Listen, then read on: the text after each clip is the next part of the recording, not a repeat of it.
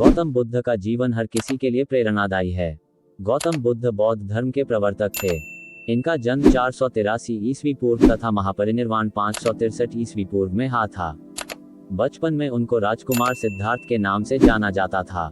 बौद्ध ग्रंथों के अनुसार गौतम बुद्ध के जन्म से 12 वर्ष पूर्व ही एक ऋषि ने भविष्यवाणी की थी कि यह बच्चा या तो एक सार्वभौमिक सम्राट या महान ऋषि बनेगा। 35 वर्ष की आयु में उन्हें ज्ञान की प्राप्ति हुई थी। वह संसार का मोह त्याग कर तपस्वी बन गए थे और परम ज्ञान की खोज में चले गए थे। आइए आज हम आपको सिद्धार्थ के महात्मा बुद्ध बनने तक के सफर के बारे में बताते हैं। जन्मकाल। बुद्ध का गोत्र गौतम था। बुद्ध का वास्तविक नाम सिद्धार्थ गौतम था। उनका जन्म शाक्य गणराज्य की राजधानी कपिलवस्तु के निकट लुम्बिनी में हुआ था। बुद्ध के जन्म के 7 दिन के भीतर ही उनकी माता का देहांत हो गया था। उनका पालन पोषण उनकी मौसी गौतमी ने किया था। शिशु का नाम सिद्धार्थ रखा गया था। शाक्य वंश के राजा शुद्धोधन सिद्धार्थ के पिता थे। सिद्धार्थ के जन्म से पूर्व हुई भविष्यवाणी से परेशान होकर उनके पिता ने उन्हें तपस्वी बनने से रोकने के लिए राजमहल की परिधि में रखा। गौतम राजसी विलासिता में पले बढ़े, बाहरी दुनिया से आक्रांत, नृत्य करने वाली लड़कियों द्वारा मनोरंजन, ब्राह्मणों द्वारा निर्देशन और तीरंदाजी, तलवारबाजी, कुश्ती, तैराकी और दौड़ में प्रशिक्षित किए गए थे। कम उम्र में ही उनका विवाह राजकुमारी यशोधरा से करा दिया गया।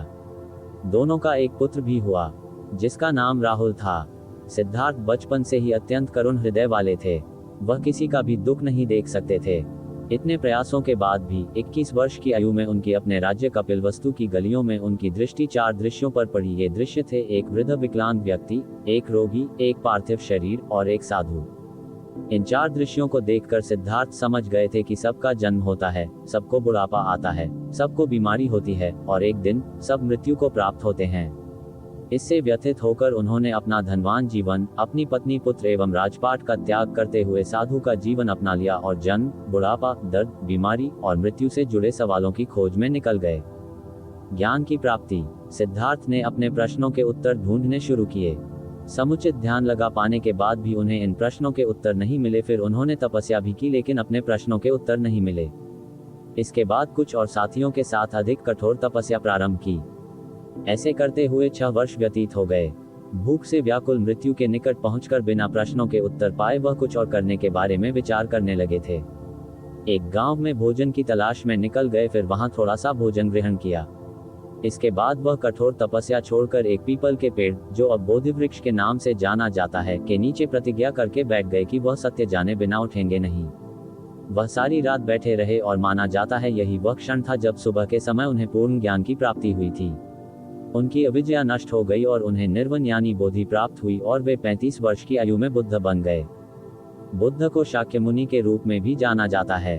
7 हफ्तों तक उन्होंने मुक्ति की स्वतंत्रता और शांति का आनंद लिया।